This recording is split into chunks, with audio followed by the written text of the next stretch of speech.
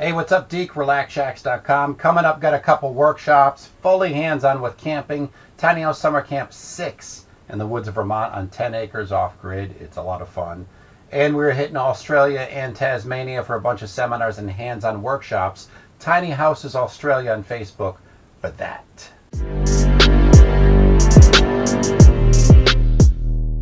Hey everybody, I'm Carmen Shank, the Tiny House Foodie, and that is Vinny.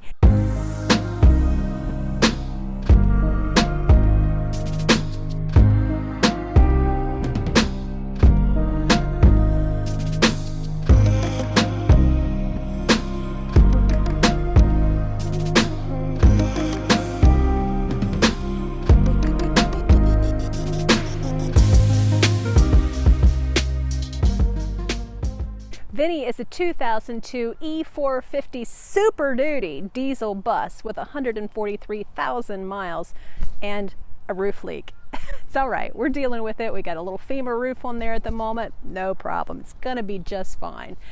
This cool bus is 24 feet from that bumper to the other one on the end. And you know what? It's home sweet home inside, or at least it will be. It's pretty much in process at the moment, but we've got big plans. So come along and let me show you what it looks like on the inside. Welcome to the Tiny House Foodie Kitchen. I love this space. Love it like crazy. I went to a big box store and looked at kitchen cabinets. For 48 inches of kitchen cabinet, it was going to cost me about $350. I said, probably not. So I went to an antique store, looked around. I actually went to all kinds of antique stores. It took an entire day to shop. Did not find anything I loved. And I was about to give up and go back to the big box store. And I came across the Habitat for Humanity Restore. I found this thing. And it was looking a little beat up. And there were two people in front of me who were looking at it. And they're like, it's just, I like it, but it just needs too much work. And I was like, yes! So I got it for $100, brought it home, gave it a coat of primer and a coat or two of paint, and look at it. Is it not fantastic? Let me talk to you about my water system. That thing back there is a pitcher pump. So it is an off-grid pump and faucet all together. I think it's going to be kind of cool, but honestly, I haven't tried the system out yet, so we'll see. You have to stick around to find out. And my sink, yeah, that's pretty simple. Look at all the cabinet space I have, the countertop space I have when the sink's not there. So I don't think we're going to actually put a big hole in the cabinet for this thing. We'll just put water in it, use it, wash our dishes, and it's 2 steps from the front door. So how hard could it possibly be just to toss the water out when we're done with it? My entirely not recycled, but still beloved new kitchen oven that would have made my first tiny house experience so much different had I had one of these. This is the Breville Smart Oven Air. It's an oven, a dehydrator, convection oven, air fry. Seems like I'm probably forgetting some old slow cooker, and there's all these crazy long list of features, right? My favorite thing is the dehydrator. I make yogurt in there, and it's so great to have yogurt again. I used to have a dehydrator when we had the restaurant. There's no space for that big monster in my current situation. So this way I get that in this kind of neat little toaster oven package. It's not really much bigger than a toaster oven.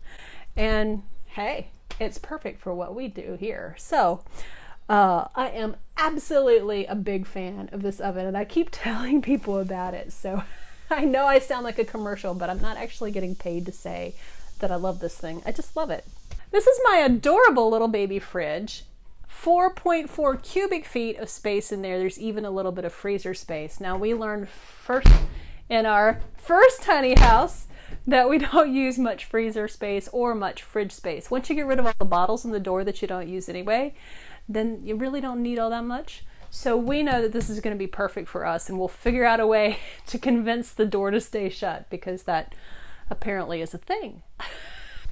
This table used to be in our restaurant. We had a whole row of these, and they were 2 tops, and we really loved them, so we saved one. It was also in our first tiny, and here it is again in this house. We really love this thing. It has soaked up so many funny stories and so many good times. One of my other favorite things in here is that sofa. Now that is a copy of a Le Corbusier original.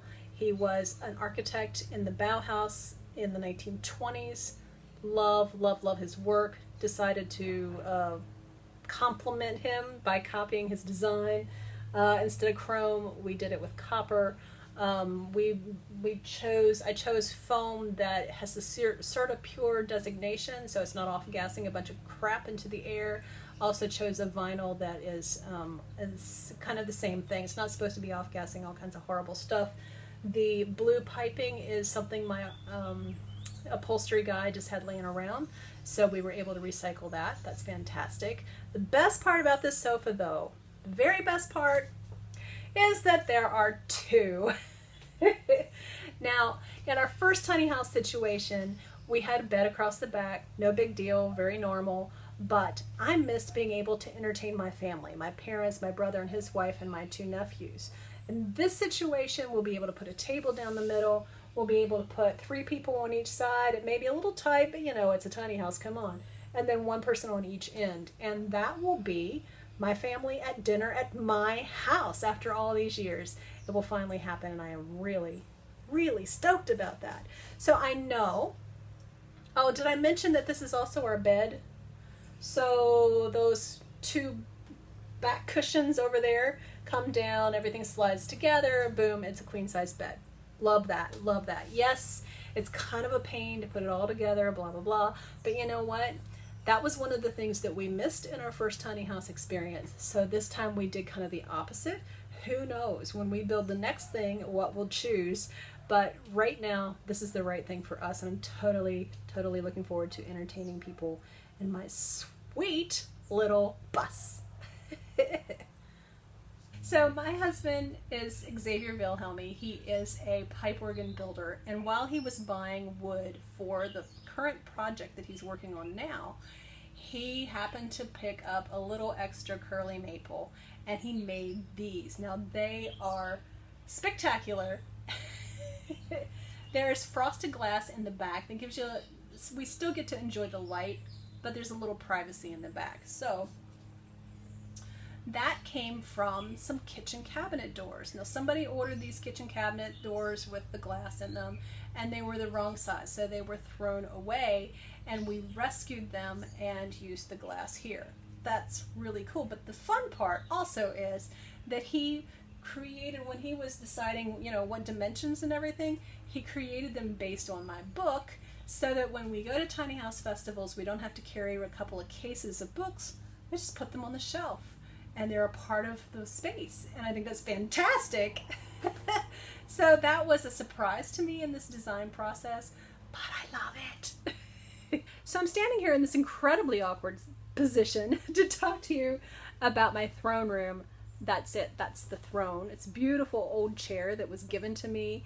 There is a slab of marble that Xavier fashioned for the seat, and then there's the business part. I don't know that I've ever really mastered the art of talking about composting toilets on video, but there you go. That's it. Now, the bathroom vanity is an old piece of furniture I've had for many years. I paid $37 for it at an estate sale and gave it a coat of paint. I think it turned out great. And then we are really going old school in the bathroom with a pitcher and a basin. You know what? That's how they did it in the old days, and I think it's going to be fine. You know, in 128 square feet, how many sinks do you need? So, you know, we went tiny originally. We're doing it again. We kind of learned what we need and what we don't really need. And so we're making it really super simple this time. And I love that pitcher and that basin. So I am embracing the simplicity of this whole thing with this Skoolie. And I think it's going to be fun. And you know what? Completely, the water system is completely off-grid. Score! I'm Carmen Schenk, the Tiny House Foodie, author of Kitchen Simplicity, reminding you that we can go tiny, embrace simplicity, and still eat really well. Thanks for watching. I really appreciate it.